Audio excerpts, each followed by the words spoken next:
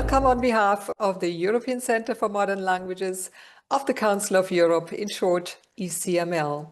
It's a pleasure to welcome you to the webinar on mediation in teaching, learning and assessment. My name is Susanna Sliwensky. I am the Deputy Director of the ECML and your moderator for today's webinar. Some of you may be old friends of the ECML, others newcomers. If you're new, you might wonder, what kind of institution is the ECML? What does the ECML do? And how does it relate to the work of the Council of Europe? To set the scene for this webinar, let me just outline a few key aspects. The Council of Europe is there to strengthen human rights, democracy, and the rule of law. Now, you might ask yourself, why does the Council of Europe, as an intergovernmental and political organization, include education, and especially language education, amongst its core areas of work? The short answer is education helps anchoring democratic values firmly in European societies. And language education is at the core of education for democracy. To put it in simple terms, there is no education without language. Language is the key to meaningful dialogue within local communities and across borders. If you want to explore these policy issues in more detail, my advice is to read the Council of Europe recommendation on the importance of plurilingual and intercultural education for democratic culture. In your view, is there a relationship between the quality of democracy and the quality of language education? We can't have this discussion now, but please share your thoughts in the chat. Let's now take a closer look at the ECML's role. The ECML supports the Council of Europe's mission through its current program, which is entitled Languages at the Heart of Democracy. The aim of all activities in this program is to encourage language experts from our 36 member states to engage in European networking and innovative thinking to make language teaching and learning more motivating and engaging. Current projects cover topics such as plurilingual well-being, artificial intelligence and global citizenship in language education, and we explore how mediation can be implemented in teaching, learning and assessment. Mediation clearly addresses a very powerful concept for democratic culture, I think, and I will come back to this notion in just a second. I just don't want to miss the opportunity to encourage you to check out the ECML website, which offers free, high-quality resources for practitioners, teachers, teacher educators, and curriculum developers. ECML resources include guides and examples of good practice for multilingual and inclusive classroom practices. And here's a request for those of you who are dear old friends of the ECML. Do you have a favorite resource? If so, please share the title and the link in the chat to inspire your colleagues. But now let's turn to today's theme. What is mediation in language education? How will mediation activities in the classroom foster inclusion and collaboration? And are competences in mediation particularly relevant today in times of major social and political challenges? I'm extremely delighted to introduce our presenters, Maria Stathopoulou and Magdalini Leontou. Maria coordinated the ECML project Mediation in Teaching, Learning and Assessment, and Magdalini was a member of the expert team. This project was part of the ECML program 2020 to 2023, entitled Inspiring Innovation in Language Education. and both are also active members of the ECML expert team, offering training and consultancy in member states. This is a very popular format, and it offers support for the implementation of a wide range of ECML resources. And in this case, the expert team is delivering workshops for putting into practice key concepts of the CFR companion volume, such as mediation. So now our experts will share insights on integrating mediation into learning, teaching, and assessment to enhance competences for cross-linguistic communication. Thank you for sharing your expertise. Over to you, Maria. Good afternoon, everyone. Good afternoon, and a very warm welcome to all of you joining us today for this ECML webinar on unlocking mediation, tools, tasks, and assessment insights. I'm truly delighted to see so many colleagues, educators, and researchers from across Europe and beyond, I would say. Today's topic, which is mediation, lies at the very heart of meaningful communication and inclusive plurilingual education. So, in an increasingly interconnected world, being able to bridge gaps between languages, cultures, and perspectives is not just a skill, but a social necessity. For us at the METLA project, mediation was an extremely impressive journey. It was a rewarding experience. It was an enriching experience for us. We feel deeply grateful to be part of the wider ECML family whose values and mission align so closely with our own. Our presentation today is organized in 3 parts. We will begin by looking at the concept of mediation, what it entails, how it has evolved within the CFR companion volume. Then we will share how our METLA project has drawn on these ideas in order to create practical resources and examples for the classroom. And finally, we will discuss how mediation can be taught and assessed, offering concrete ideas and examples that teachers can adapt to their own contexts. We hope that this session will not only inform but also inspire you to see mediation not simply as a language activity, but as a mindset that promotes inclusion, cooperation, and active citizenship. Thank you once again for being here with us today and for being part of the shared journey toward more connected plurilingual classrooms. So in the first slide, we have included some examples from everyday communication. Let's have a look.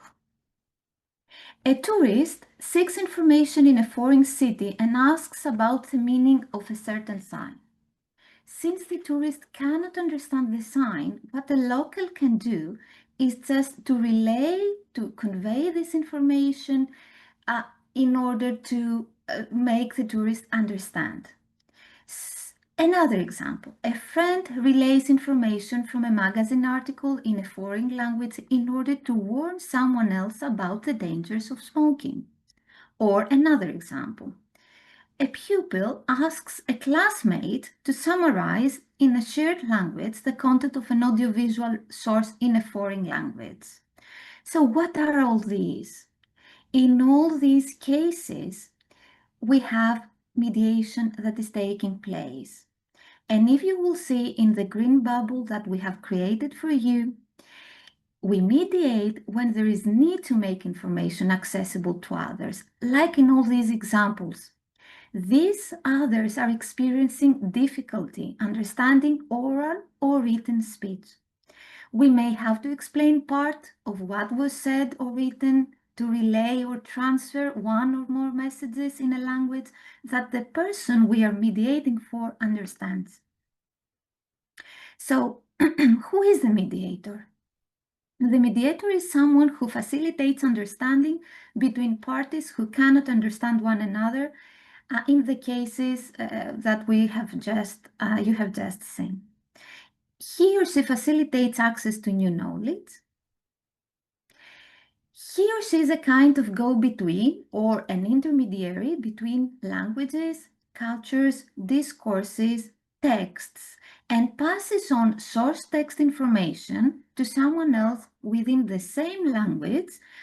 We have the so-called cross-linguistic mediation, or interlinguistic mediation, or in another language, cross-linguistic mediation, in order to bridge communication gaps using the appropriate mediation strategy. So in the first case, we have intralinguistic mediation within the same language. In the second case, cross-linguistic mediation. The mediator is not a neutral third party. Here she is an active participant in the communicative encounter, one who takes an active, responsive attitude towards the source text. What does cross-linguistic mediation involve? First of all, as we have seen, we mediate across languages when someone needs to access messages in a language they do not understand. Mediation is seen as someone's plurilingual competence, as part of someone's plurilingual competence, since it involves co-construction of meaning across linguistic boundaries. It involves a variety of skills like reception, because we have to do with the listening or reading of source information, production, because the mediator has to write something or to say something orally, and interaction, as well as paralinguistic resources such as body language and gestures. And of course, cross-linguistic mediation supports inclusion, collaboration, and cognitive scaffolding. What is cross-linguistic? This is something we tried to respond in the METLA project. First of all, it is the selective extraction of information by the mediator from a source text in one language and relaying this information into another language with the intention of bringing communication gaps. So we see it as a selection process. We also see it as a transformation process, because information, source text information, is not only transferred to the target context, but it is also transformed in order to fit the new context of the target text. The user has to be able to use a variety of mediation strategies in order to be successful. It is seen as a social activity. Its products cannot be seen in isolation from the situation in which they are produced. And that's why we say that it is a process that connects the social and the individual. Now, the CFR, as we all know, pioneered the introduction of mediation to indicate communicative language activities which are not covered by reception and production. And we had, in 2001, can-do statements for all these abilities, reception, production, interaction, but there were no mediation descriptors. For this gap to be addressed, we had the new companion volume, the CFR-CV, as we call it today. We have, from now on, plenty of mediation descriptors and new scales for mediation. All of these were really useful in our project, as we will see in a bit. So for this project, we have exploited the first category of the scales related to mediation. As you can see here, mediation activities have been divided into three categories: mediating a text, mediating concepts, and mediating communication. So for the purposes of this project, we have focused on those scales that concern the mediation of a text. Mediating a text involves passing on to another person the content of a text to which they do not have access, often because of linguistic, cultural, semantic, or technical barriers. So here there are scales and descriptors for the transferring of information from one text to another. Now, here in this slide, we have specific definitions regarding the specific scales that we have used for our project. These scales have been translated into examples, let's say. So the first one is relaying specific information in speech and writing. This has to do with extraction of information from a source text in order to produce another text. And the emphasis here is on specific content that is relevant rather than transferring the main ideas. When we want to transfer the main ideas, we use, or the gist, we use number 3, processing text in speech or in writing. This has to do with the summarization. We also have scale descriptors for explaining data in speech and in writing. This has to do with the use and transformation of information presented in diagrams, charts, figures, and other images into text. I'm sorry, there is some background noise coming from the ECMO, so if somebody could close the microphone. Translating a written text in speech or sign and note-taking descriptors. So if we can move on to the next slide. We also have mediation strategies in the CFR-CV. Mediation strategies have to do with the strategies that the mediator uses in order to explain a new concept, to simplify a text, like paraphrasing, adapting language, streamlining a text, all these necessary strategies that somebody has to employ in order to be successful in his/her task. So, a few words about the METLA project. The outputs were 3. We are going to be discussing the outputs today with you so that you can have everything downloaded into your computer.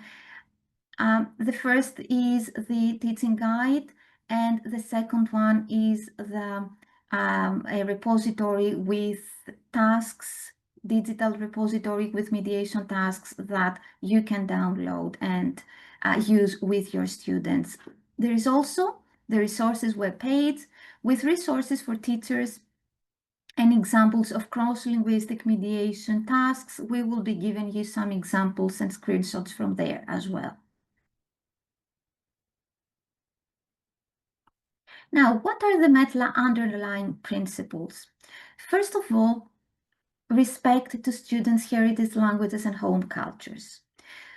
METLA project views all languages as equal, sees heterogeneity as an asset, respecting all languages, supports linguistic and cultural integration, suggests a plurilingual approach to the teaching of languages, stresses the importance of using cross-linguistic mediation activities, that is, incorporating different languages in different tasks for different purposes. Cross-linguistic mediation activities in our project ask for the parallel use of languages, and you can see that it is a challenge for the teacher, but there are so many benefits there. So in the next slide, Magda will be presenting output 1. Thank you, Maria. So yes, as Maria has already mentioned, we had 3 main outputs as part of the METLA project, and the first one was the teaching guide. So what you can find in our teaching guide, it is a source for primary and secondary education language teachers who want to include cross-linguistic mediation in their pedagogical practices. And it is a material that is downloadable, free, and accessible to everyone. So there you can find information about the theory and practice of mediation, examples of mediation tasks in different languages, which draw on the SEFR companion volume. As Maria has said, we were 4 different people in this project for 4 different countries and 8 different languages involved at least. So you can find materials in different languages, and of course, ideas, tips, and suggestions for differentiation across context, because you can adapt these materials in many more languages. So how does it look like? This is a screenshot of the teaching guide, and you can see that it is an interactive tool with tips in every page, with examples in every page, and examples given in various languages. The second output, apart from the teaching guide that will help you construct your own materials, is the METLA task databank. So here you can find ready-made lessons and lesson plans in order to already take them, adapt them, and use them into your own classrooms.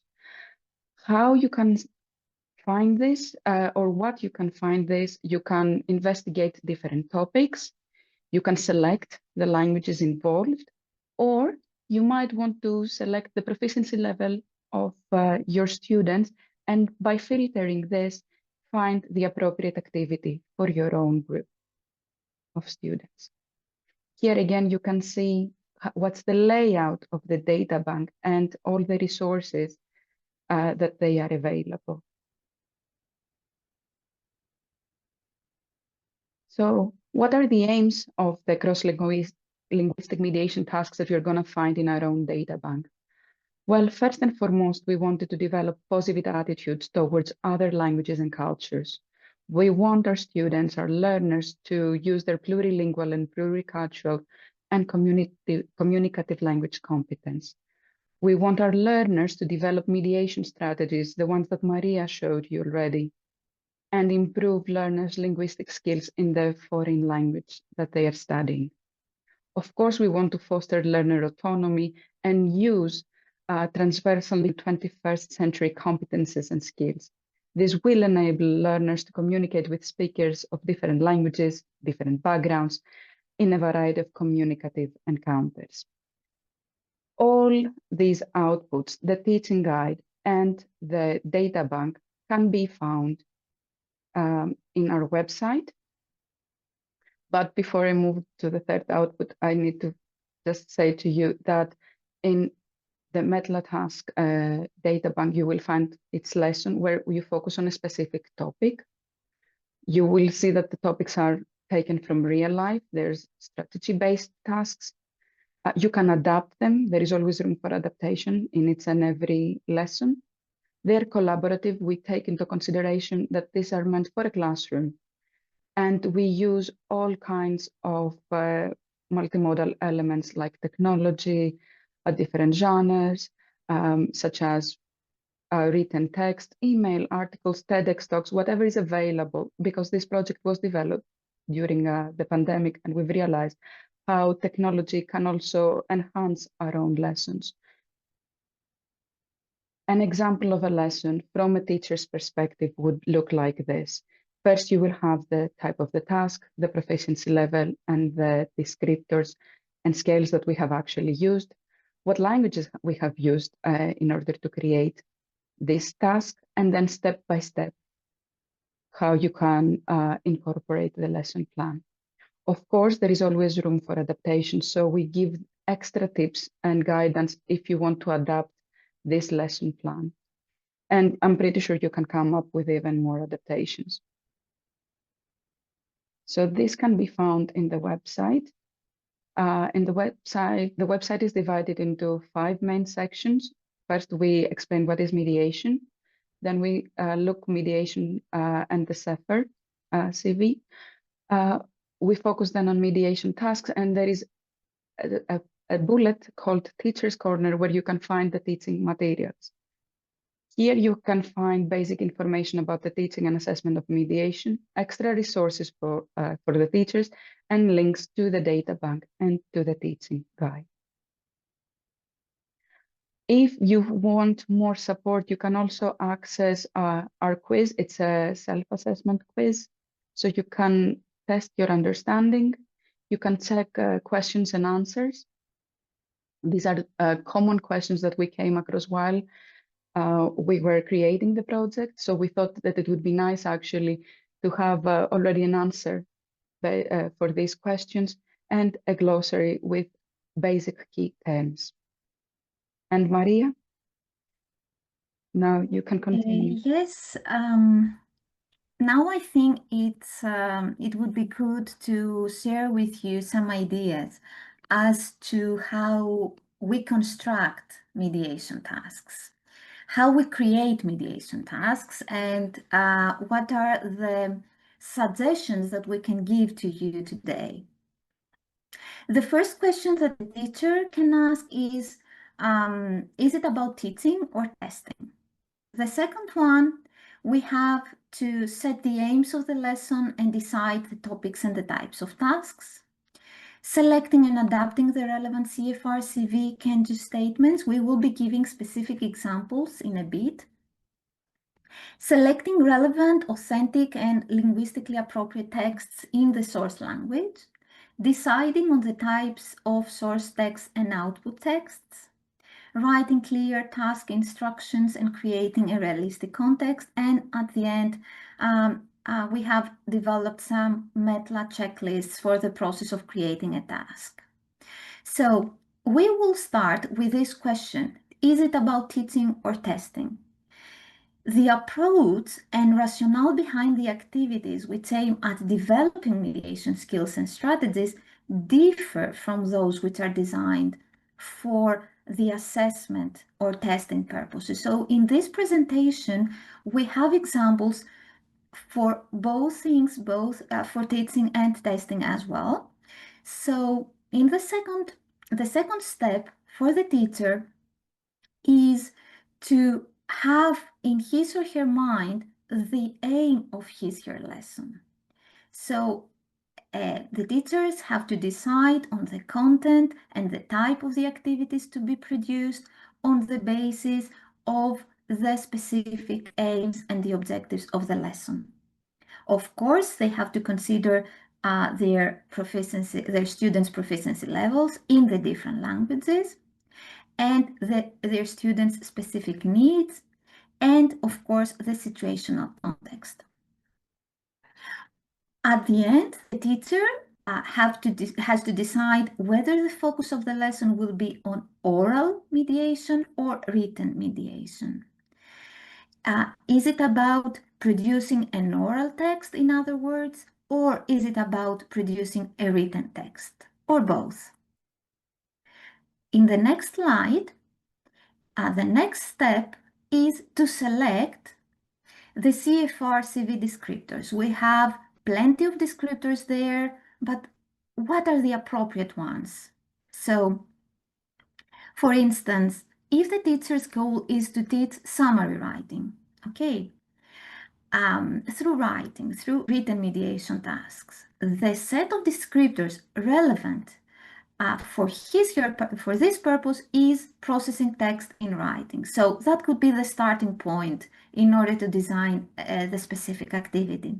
An example of this descriptor is can summarize in writing the main points made in straightforward informational texts regarding subjects that are of personal or current interest.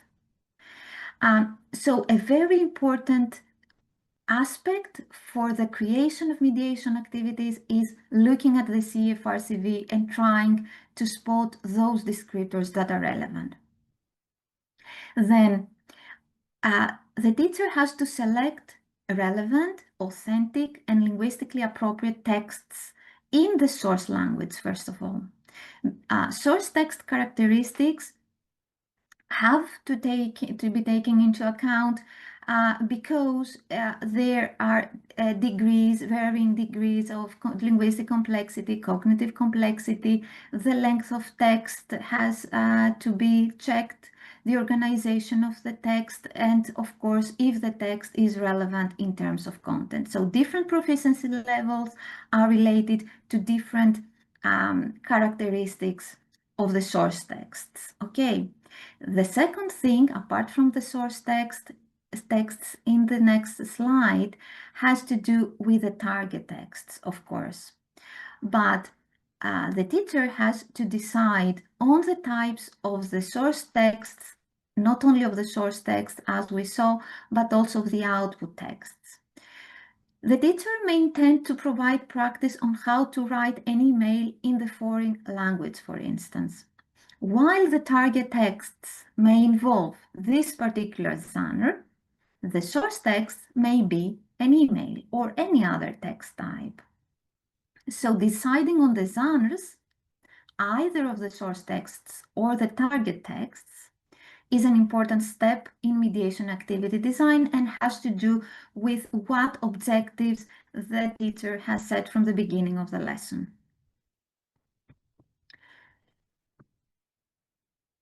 Of course, writing clear task instructions and creating a realistic context is very important when we design mediation activities.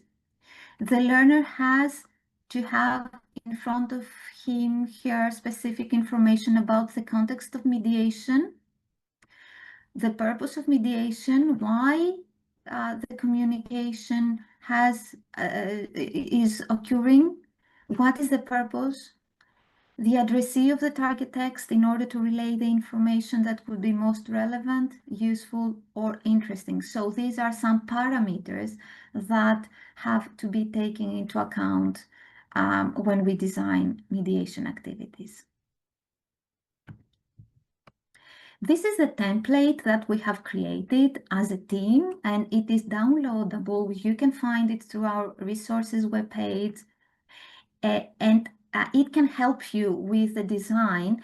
You just try, it is in a Word format, so in a Word document you can use it, you can adapt it if you want.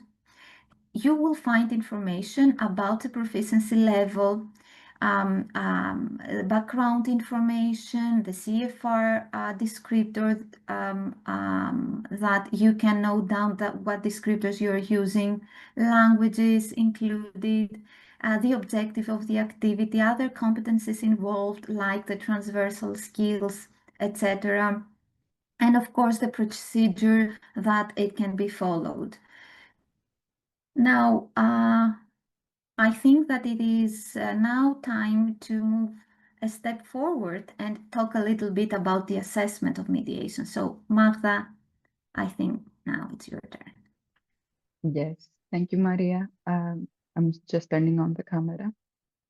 So Maria described how we can construct tasks. So we're changing now based on what Maria said. Is it about teaching or assessment? So what if it is about assessment? What do we do then?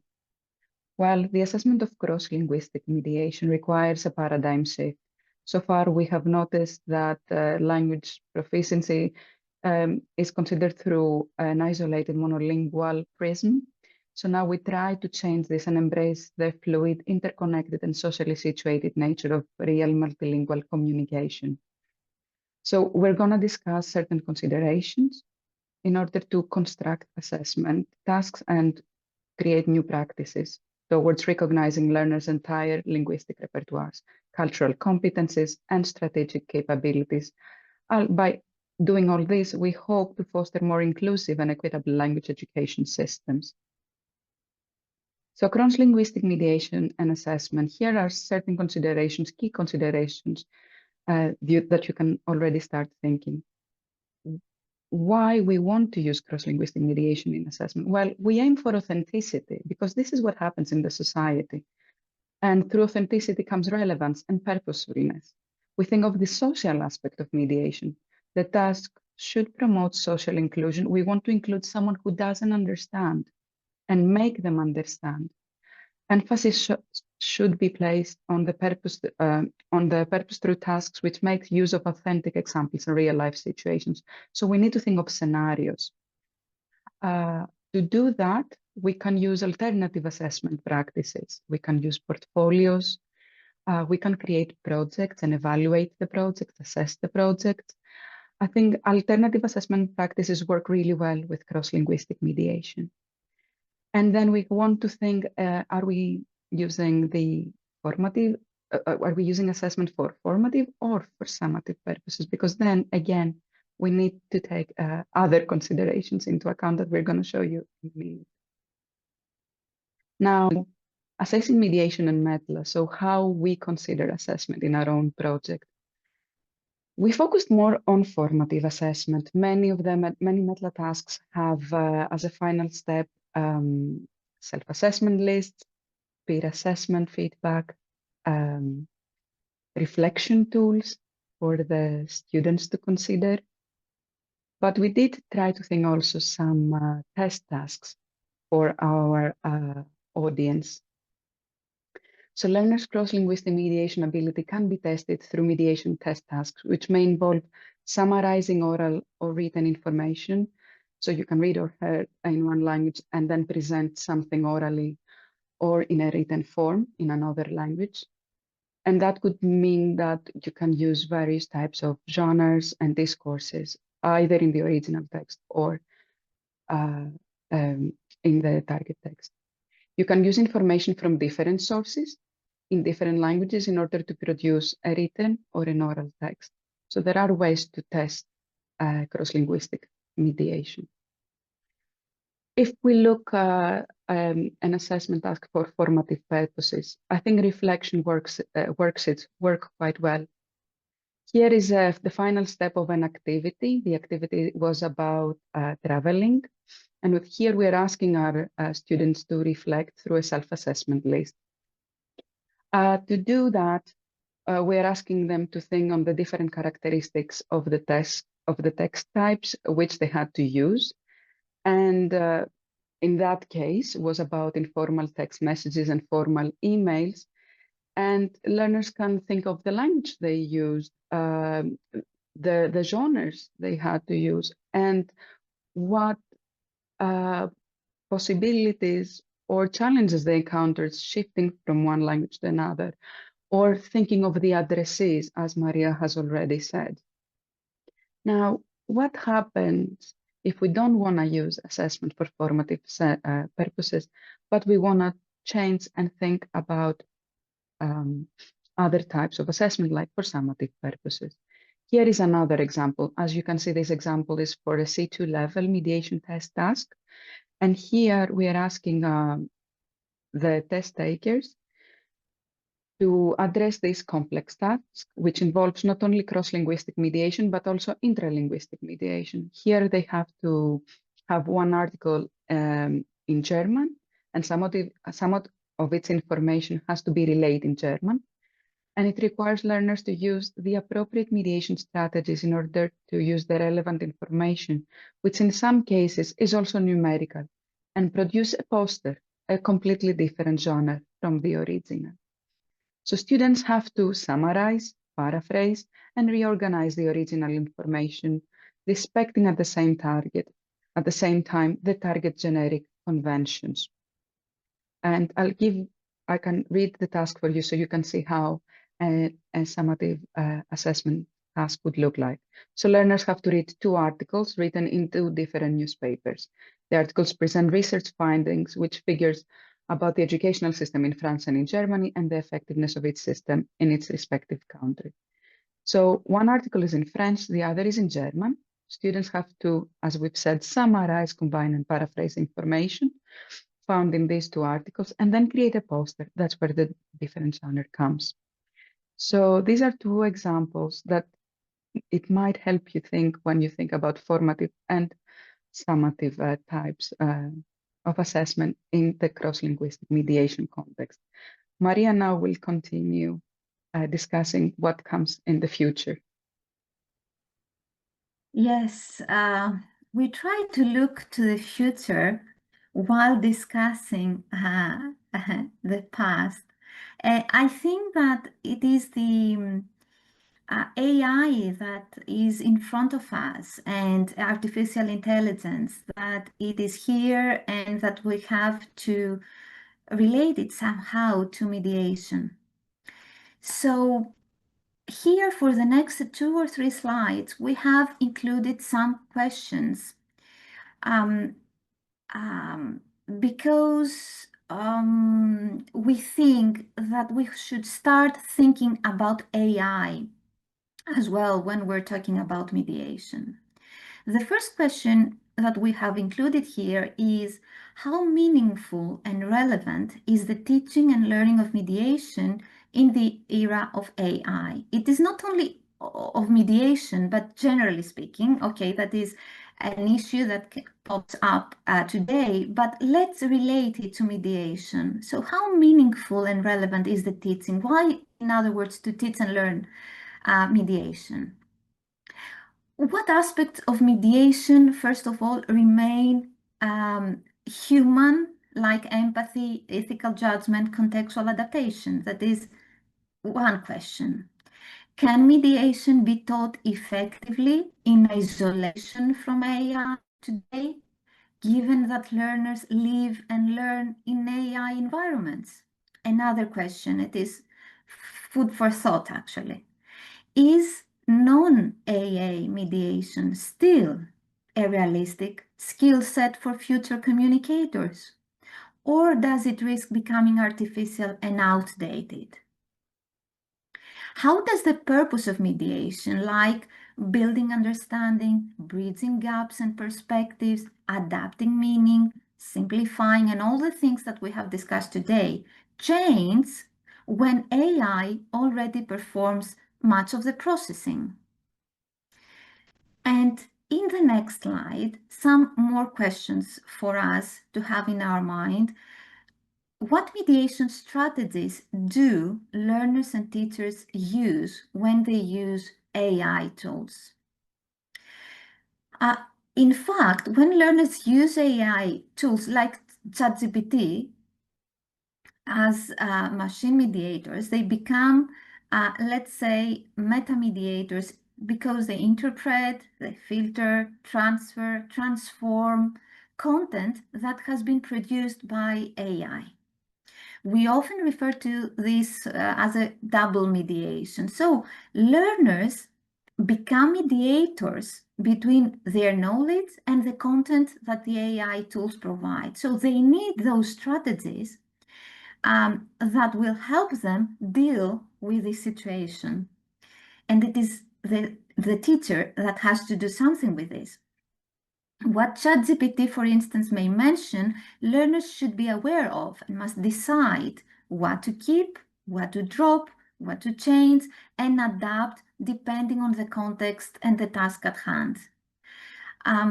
So this thing raises a further question. What sort of knowledge, after all, and competencies are needed when we mediate information from AI tools? And what are the strategies needed? Like critical filtering, contextual adaptation, ethical mediation, recognizing copyright issues, intercultural sensitivity, prompt literacy, what sort of prompts you can use in order to have successful results taken from AI tools. Understanding how AI constructs knowledge and meanings, collaborative literacy, using AI tools not as a replacement for collaboration, but as a tool which will help human and human mediation. So these are all issues that we as teachers and practitioners need to discuss. I think we need to think about them and then to see how we can deal with them in our classes. So all these should be treated as skills to be developed with the ultimate aim of fostering autonomous learners. Okay, so learner autonomy gains a new meaning in the age of artificial intelligence, we think.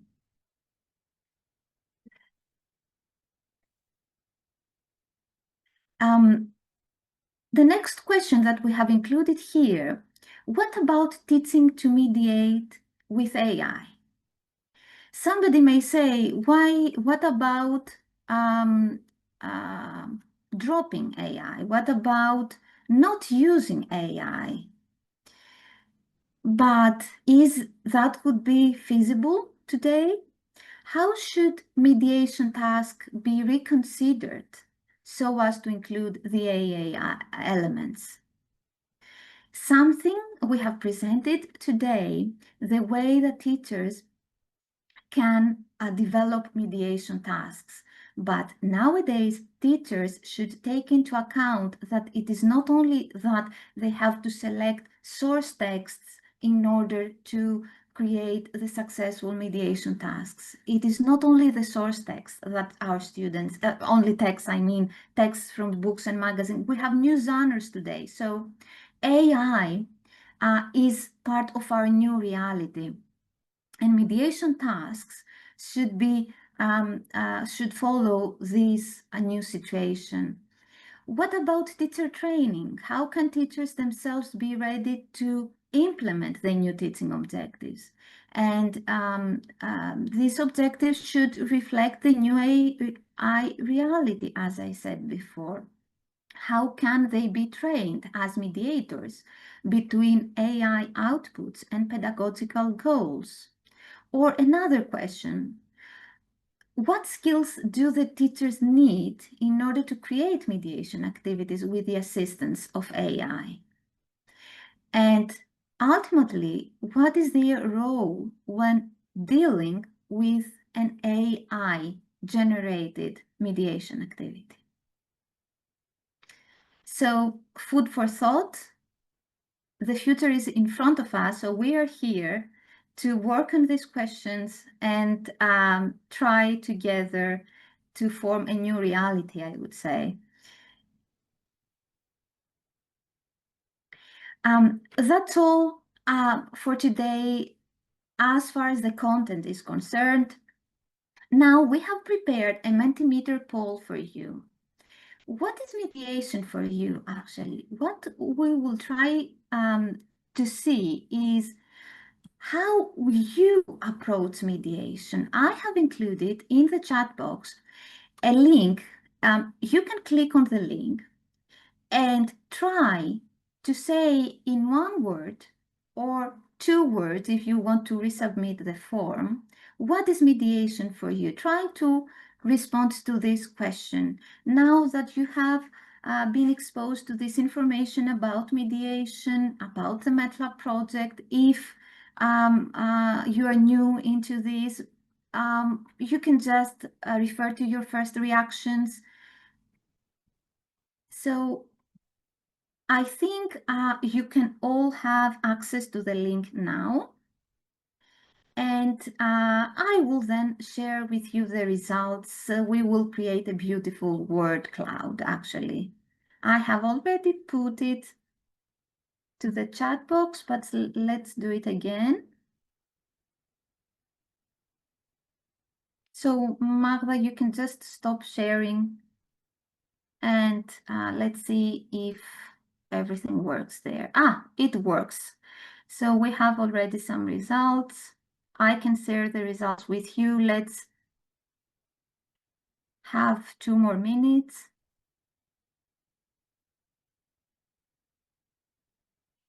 So what does mediation mean to you? Here's a beautiful word cloud.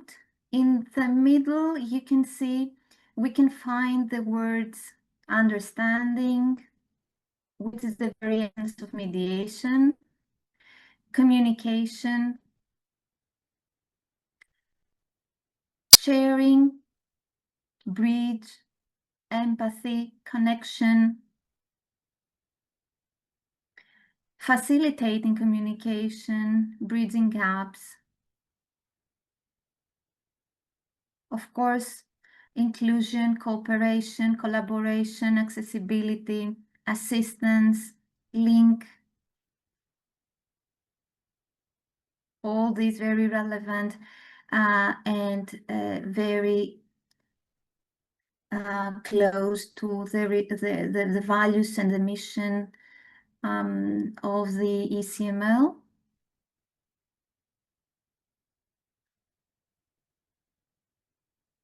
It seems that mediation promotes inclusion, cooperation, interaction, as we can see here. But in the middle, we always have understanding, as you can see. I don't know, Magda, if you want to add something here. Any further comments? It's very interesting what we have here. I think we should take a screenshot. It's actually very interesting based on the responses. And I could see on the chat that they were asking if it's only one question slide. Yes, it is only one question for you. Yeah, right. Mutual understanding.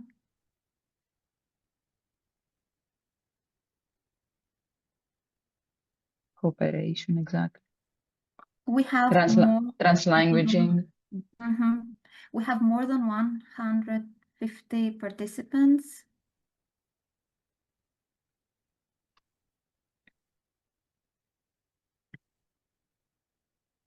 Excellent. So we can share it through our website as well. This is a very interesting word cloud. I think we should stop sharing now and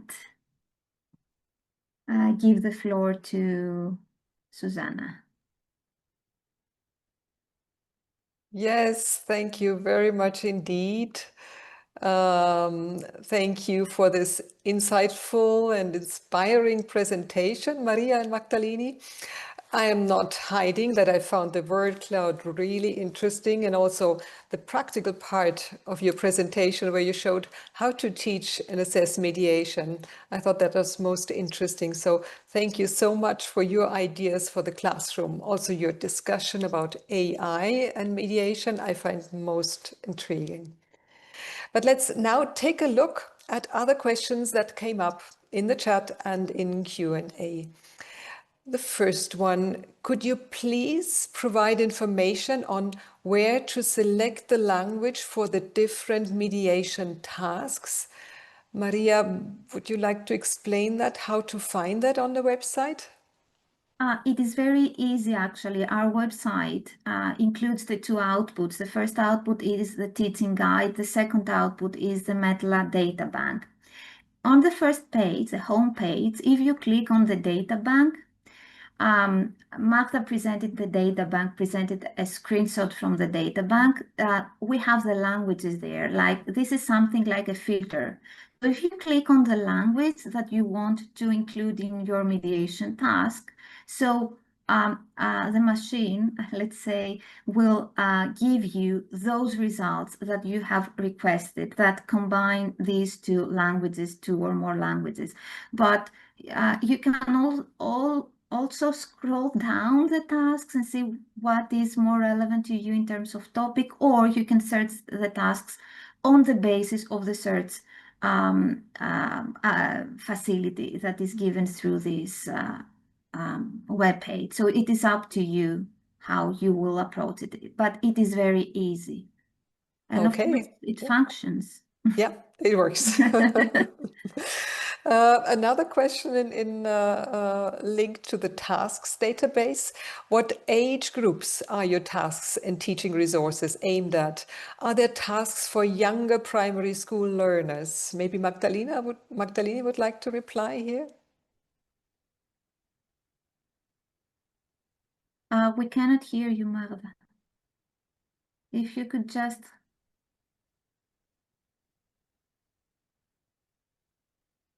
No? No? Well, then maybe Maria. No, yeah, of course. We have mediation tasks for different age groups. And you can find mediation tasks for young learners, very young learners. Can you hear me now? Yeah. Magdalena, you can go on. Yeah, we can. So, can you hear me? Yes, we can. Yes. I can't hear you, but it's good that you can hear me. I was saying that all our resources are target for primary and secondary education. So yes, we have tasks for proficiency level of A1 for students who just start learning a foreign language in primary education. Yeah. Okay. Because I can't hear you, at least I can see that you're nodding. Yes, we can hear you. Yes, let me just quickly add a third question, which is really interesting. Don't you have monolingual mediation? In Spain, we also do monolingual mediation. For instance, explain to our 16-year-old son the information of an article. Our students are sometimes from other countries and don't have the same mother tongue. I think there are actually two questions that come in one. Maria, would you like to reply to that one? Yeah, the METLA project focuses on cross-linguistic mediation. However, there are tasks in our materials that incorporate intralinguistic mediation as well. We ask learners to do something with source text which is in one language within the same language, or to transfer some information to another language. So we have included these component, but the focus of this project was on cross-linguistic mediation.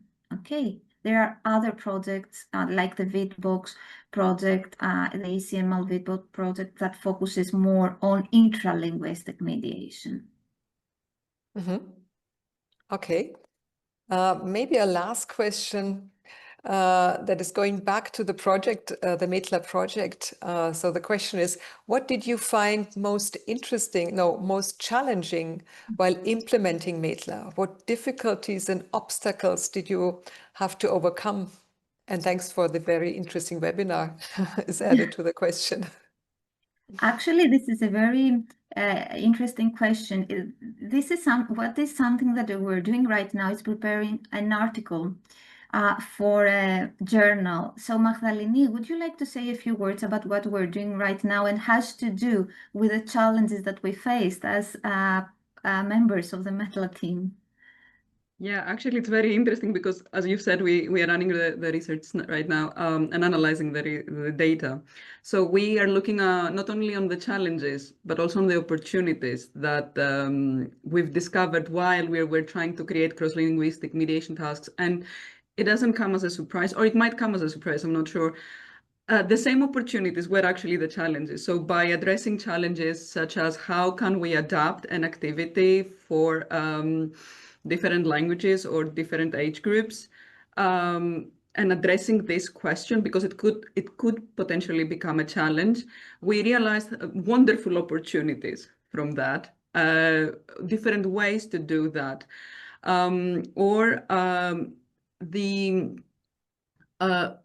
the language itself, for example, it's not the same thing creating a task from English to Greek or from Greek to Finnish, because we had also activities like this. The language itself gives opportunities, give certain affordances to different tasks, but at the same time guides you and creates certain challenges because you can't, the meaning is not the same, the polite forms are not the same, the way people communicate is not the same. So all these made us think deeper and understand how valuable it is to know different languages, but also to have partners when you're doing this kind of tasks. And this is coming out a lot in our research, that brainstorm with others. It really helps you address different challenges. And culture-specific challenges as well. Yes. Actually, because it's not only about languages, but cultures involved. So it was difficult at the beginning to approach this part of the project, to combine languages in one task. One task may combine more than two languages as well. We have presented an example today. But Maria, one thing that I want, because we're addressing teachers, and one thing that we've discovered together when we analyzed the data was that teachers know more than material creators, because they know their students, they know their context, they know their environment, they know their languages, they know the addresses, they know their actual audience, their students. So they know what their students need.